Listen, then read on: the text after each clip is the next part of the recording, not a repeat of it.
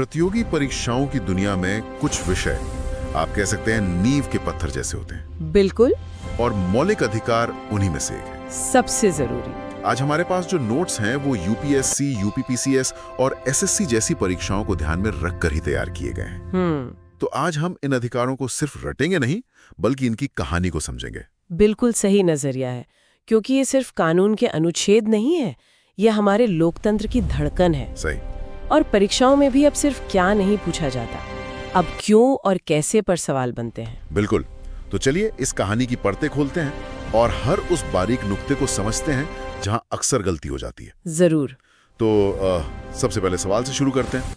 ये मौलिक अधिकार आखिर हैं क्या? संविधान में कहाँ है ये?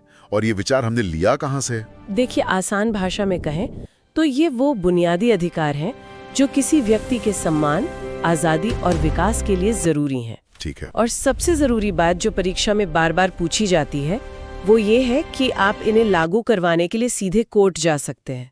अच्छा, मतलब ये सिर्फ कागजी वादे नहीं है? बिल्कुल नहीं। ये संविधान के भाग 3 में अनुच्छेद 12 से 35 तक दिए गए हैं। भाग 3, ओके। और ये विचार हमने अमेरिका के संविधान से प्रेरणा लेकर अपनाया है। अच्छा, तो ये अधिकार हर किसी को मिलते हैं जो भारत में हैं, या कुछ सिर्फ हम भारतीय नागरिकों के लिए ही हैं? या अक्सर कंफ्यूजन होता है?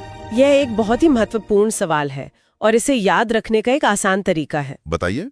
5 अनुच्छेद हैं जो सिर्फ और सिर्फ भारतीय नागरिकों के लिए हैं। सिर्फ 5? हाँ, 15, 16, 19, 29 और 30।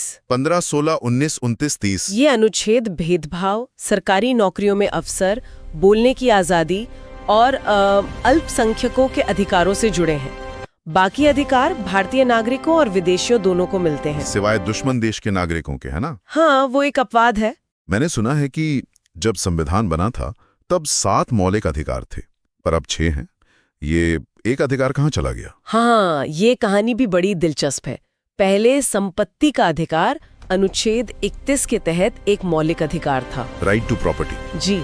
लेकिन 44वें संविधान संशोधन जो 1978 में हुआ, उसके जरिए इसे मौलिक अधिकारों की सूची से हटा दिया गया। और इसकी वजह क्या थी? इसकी वजह सामाजिक और आर्थिक सुधारों को लागू करने में आ रही दिक्कतें थी।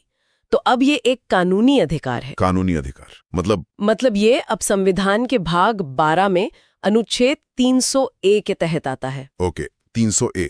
इसका मतलब है कि सरकार आपकी संपत्ति ले तो सकती है, लेकिन एक कानून बनाकर और मुआवजा देकर। अब आप इसके लिए सीधे सुप्रीम कोर्ट नहीं जा सकते। समझ गया, बहुत बड़ा बदलाव था ये। तो अब हमें सफर के पहले हिस्से पर आते हैं कि ये अधिकार हमें मिले किसके खिलाफ हैं।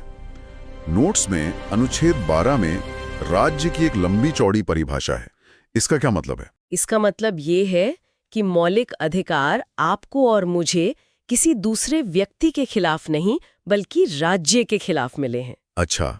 और संविधान बनाने वालों ने राज्य की परिभाषा को बहुत व्यापक रखा। इसमें सिर्फ केंद्र और राज्य सरकारें या संसद ही नहीं, बल्कि नगर पालिका, पंचायत, LIC, ONGC जैसी सरकारी कंपनियां। मतलब हर वो संस्था जो सरकार की शक्ति का इस्तेमाल करती है। बिल्कुल, हर वो संस्था। यानी हर वो संस्था जो सरकारी ताकत रखती है वो हमारे मौलिक अधिकारों का हनन नहीं कर सकती। लेकिन एक मिनट, अनुच्छेद 13 कहता है कि राज्य ऐसा कोई कानून नहीं बना सकता जो मौलिक अधिकारों को छीने, पर हम तो जानते हैं कि संसद संविधान में संशोधन करके कुछ भी बदल सकती है। तो यहाँ तो एक विरोधाभास लगता है। बहुत खूब, आपने उस नस को पकड़ लिया है जिस पर भारतीय संविधान की सबसे बड़ी बहस हुई है। अच्छा? हाँ, क्या संसद की संशोधन करने की शक्ति अनुच्छेद 13 की सीमाओं से ऊपर है? इसी सवाल ने हमें केशवानंद भारती मामले और मूल ढांचे के सिद्धांत तक पहुंचाया। Basic structure doctrine. जी। इसकी बात हम आगे विस्तार से करेंगे, क्योंकि यही इस कहानी का क्लाइमैक्स है। बहुत दिलचस्प। तो चलिए अब दूसरे हिस्से में चलते हैं और इस खजाने की तिजोरी को खोलते हैं। शुरुआत करते हैं समानता के अधिकार से। अनुच्छेद 14 से 18 तक। समानता के अधिकार को हम एक पिरामिड की तरह समझ सकते हैं। पिरामिड कैसे? इसका आधार है अनुच्छेद 14, जो कहता है विधि के समक्ष समता और विधियों का समान संरक्षण। आसान भाषा में? आसान भाषा में कानून की नजर में सब बराबर हैं और हर किसी पर कानून एक जैसा लागू होगा। और इस पिरामिड की ऊपरी परतें क्या हैं? मेरा मतलब है अनुच्छेद 15 और 16। बिल्कुल, अनुच्छेद 15 इसी बराबरी के सिद्धांत को सामाजिक जीवन में लागू करता है। ये कहता है कि राज्य किसी भी नागरिक के साथ सिर्फ धर्म, जाति, लिंग या जन्म स्थान के आधार पर भेदभाव नहीं करेगा। दुकानों, होटलों, कुओं, तालाबों जैसी सार्वजनिक जगहों पर जाने से किसी को नहीं रोका जा सकता। एक नीति में आरक्षण जैसे विशेष प्रावधान भी तो हैं, वो इस बराबरी के सिद्धांत के खिलाफ नहीं है। यही तो संविधान की खूबसूरती है। अनुच्छेद 15(4) जैसे अपवाद जोड़े गए। अच्छा, इसकी भी एक कहानी है। मद्रास राज्य बनाम चंपकम दोराई राजन 1951 का मामला था। ओह हाँ। उसके बाद संविधान में पहला संशोधन किया गया ताकि राज्य उन वर्गों के लिए विशेष प्रावधान कर सके जो सामाजिक और शैक्षिक रूप से पिछड़ गए हैं। तो ये बराबरी लाने के लिए है, बराबरी खत्म करने के लिए नहीं? बिल्कुल।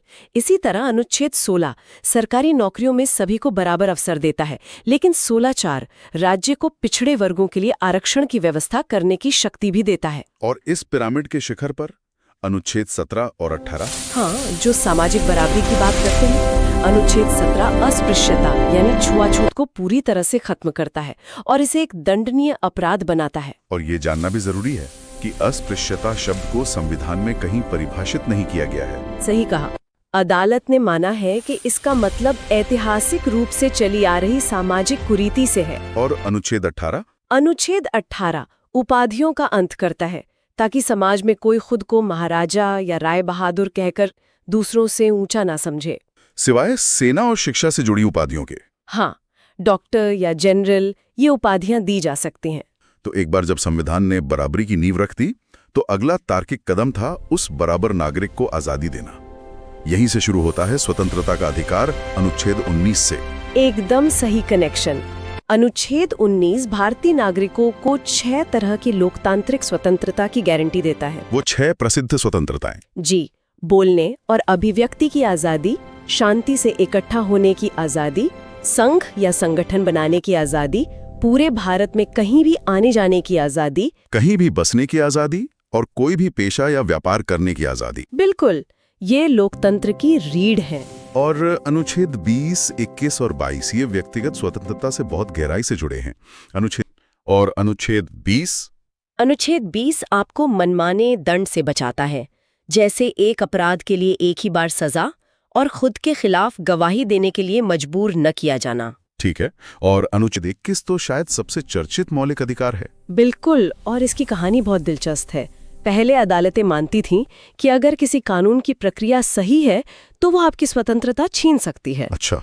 लेकिन मेनका गांधी मामले 1978 में सुप्रीम कोर्ट ने कहा नहीं। क्या कहा?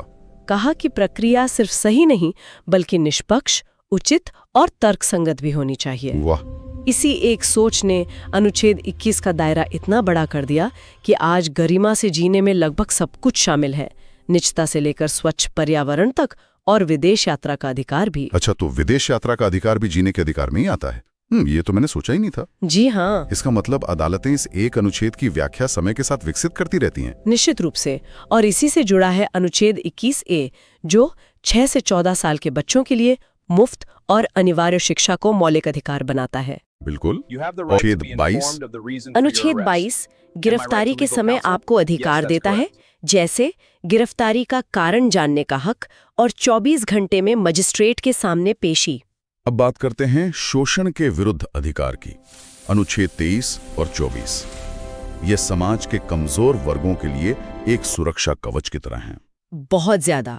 अनुच्छेद 23 मानव तस्करी, बेगार मतलब बिना पैसों के जबरन काम कराना और बंधुआ मजदूरी, हाँ, इन सब कुप्रथाओं पर रोक लगाता है।